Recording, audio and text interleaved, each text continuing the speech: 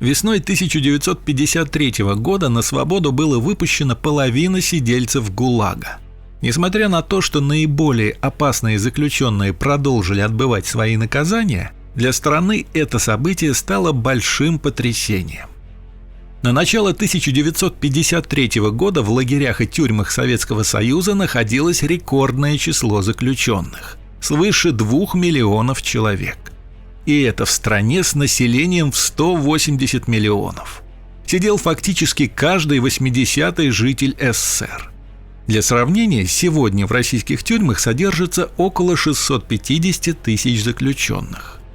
После смерти Сталина министр внутренних дел Лаврентий Берия высказал мнение, что пришло время пересмотра уголовного законодательства путем смягчения наказания за некоторые бытовые, хозяйственные и должностные преступления. Он отметил, что из почти 1,5 миллиона человек, которых ежегодно осуждают в стране, действительно серьезные преступления совершают меньше половины осужденных.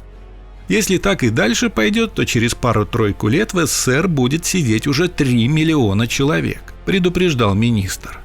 Члены правительства согласились с доводами Берии, и 28 марта вступил в силу проект амнистии, по которому на свободу выпускались следующие категории заключенных. Осужденные за незначительные преступления, беременные женщины, а также имевшие иждивенцев, неизлечимо больные, несовершеннолетние, женщины старше 55 и мужчины старше 60 лет. Освобождению подлежали и те, кто уже отбыл половину срока наказания. По данным МВД, к 16 ноября 1953 года из мест лишения свободы вышло свыше 1 миллиона 200 тысяч человек. Также были прекращены уголовные дела около 400 тысяч подозреваемых, которым грозили лагеря. Осужденные по политическим статьям за шпионаж, терроризм, бандитизм и умышленное убийство под амнистию не попадали. Тем не менее, как отмечают историки, на свободу все же вышли опасные преступники, в том числе воры-рецидивисты, которые были осуждены по более мягким статьям.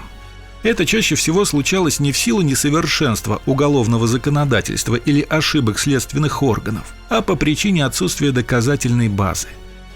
Система ГУЛАГ растянулась по всей стране. Многие лагеря находились в труднодоступной, удаленной от населенных пунктов местности. Это снижало возможность успешных побегов, однако доставляло массу неудобств при транспортировке амнистированных к местам назначения. Требовалось большое число транспортных средств, в том числе и с хорошей проходимостью, учитывая весеннюю распутицу.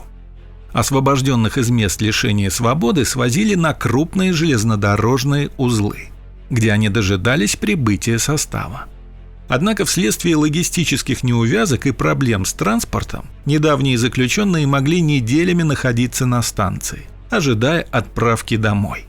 Безделье или же нехватка продуктов питания вынуждали некоторых вернуться к подзабытому ремеслу. Неудивительно, что сразу после амнистии уровень правонарушений на узловых станциях резко подрос. Каждому амнистированному перед отправкой домой выдавали паспорт, справку об освобождении, билет на поезд, небольшую сумму денег на питание в дороге.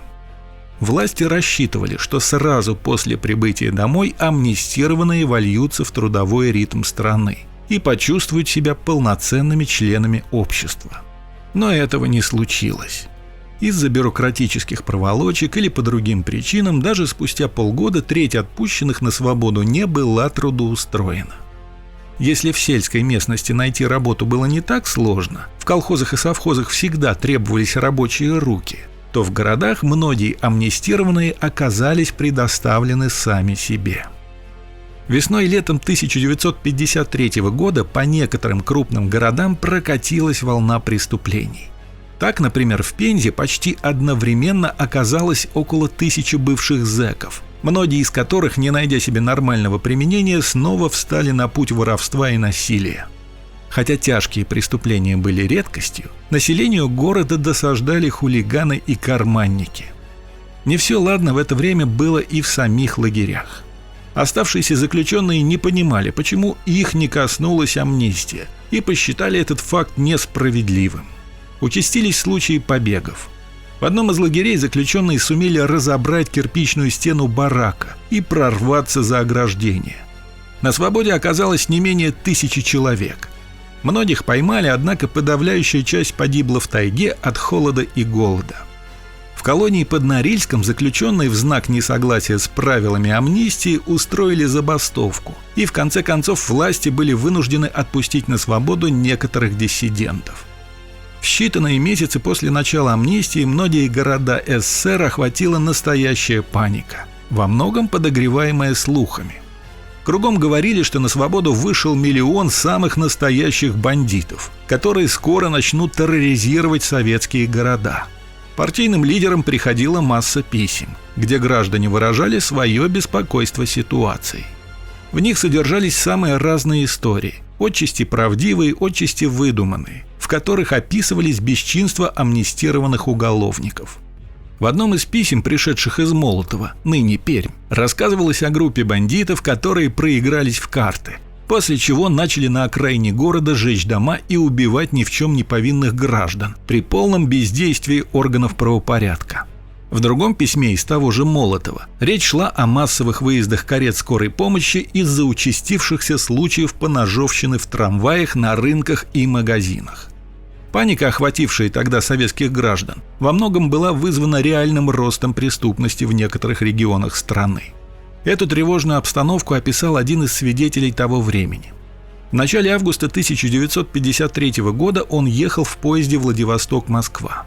После Хабаровска до самого Ярославля, вспоминал очевидец, по вагонам ходили сперва калеки, а потом группы милиции.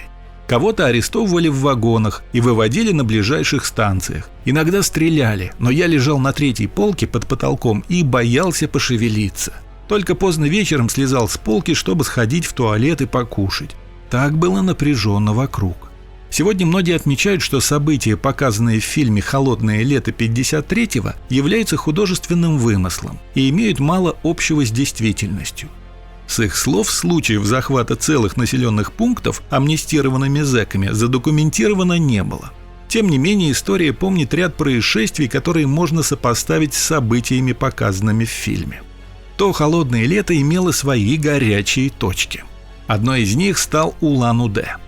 Столица Бурятии лежала на пересечении путей из лагерных мест Советского Союза – Магадана и Колымы. Многие сидельцы могли зависнуть здесь на долгие месяцы. Концентрация бывших уголовников достигла здесь своего пика в середине июля 1953 года, что повлекло за собой беспрецедентный рост преступности. Многие госучреждения вынуждены были перейти на казарменное положение. Власти призывали горожан меньше показываться на улицах и по возможности баррикадировать двери домов. Вооруженные бандиты в открытую грабили магазины и другие общественные места, насиловали работниц местных предприятий, не гнушались и убийствами. Служители правопорядка также были напуганы разгулом преступности, поэтому вынуждены были патрулировать улицы города большими группами. Очевидцы вспоминают о частых перестрелках между милицией и рецидивистами, которые приводили к большому количеству убитых, в том числе и среди правоохранителей. Неспокойно летом 1953-го было и в Казани. В одной из июльских ночей по тревоге были подняты курсанты военного училища. Их доставили на одну из пригородных железнодорожных станций, на которой вынужденно остановился грузовой состав, перевозивший около 1000 лагерников. Некоторому числу опасных пассажиров удалось вырваться на свободу, и они стали заниматься тем, что делали много лет назад – грабить, насиловать и убивать. Курсанты вместе с отрядами органов внутренних дел окружили поселок и вынудили беглецов сдаться. Неподчинившиеся приказу были расстреляны на месте. Для пойманных амнистия на этом и закончилась. До сих пор не существует единого мнения, почему правительство решилось на такую неординарную меру, как освобождение миллиона заключенных. Часть исследователей считает, что возникший после амнистии хаос был выгоден Берии, так как в этих условиях он мог бы ввести в стране чрезвычайное положение и взять всю полноту власти в свои руки. Другие полагают, что Берия действовал из гуманных побуждений, но шаг оказался неоправданно рискованным, так как в стране отсутствовал опыт освобождения такого числа заключенных. Амнистия 1953 года дала противоречивые результаты. С одной стороны, снизилось число осужденных, которых ранее отправляли в лагеря за незначительные или не представляющие для государства опасности преступления. С другой, произошел резкий всплеск правонарушений, в том числе при отягчающих обстоятельствах. Особенно вырос уровень карманных краж и разбойных нападений. Однако нужно отдать должное властям. Реакция на разгул преступности чаще всего была незамедлительной. Ее очаги быстро гасили, а шлявшимся без дела уголовникам находили применение. Тем не менее, последствия амнистии заметно изменили гражданское общество. В некоторых районах страны возросла роль криминальных авторитетов, а в обыденную жизнь стала прочно входить блатная культура. Советские граждане все чаще сталкивались с чуждыми им понятиями тунеядство, нетрудовые доходы, спекуляция, входившими в противоречие с моральным кодексом строителей коммунизма. На этом у меня все. Если видео было вам интересно, ставьте лайки и не забывайте подписаться и нажать на колокольчик, чтобы получать уведомления о новых интересных фильмах на канале «Однажды на Земле». До новых встреч!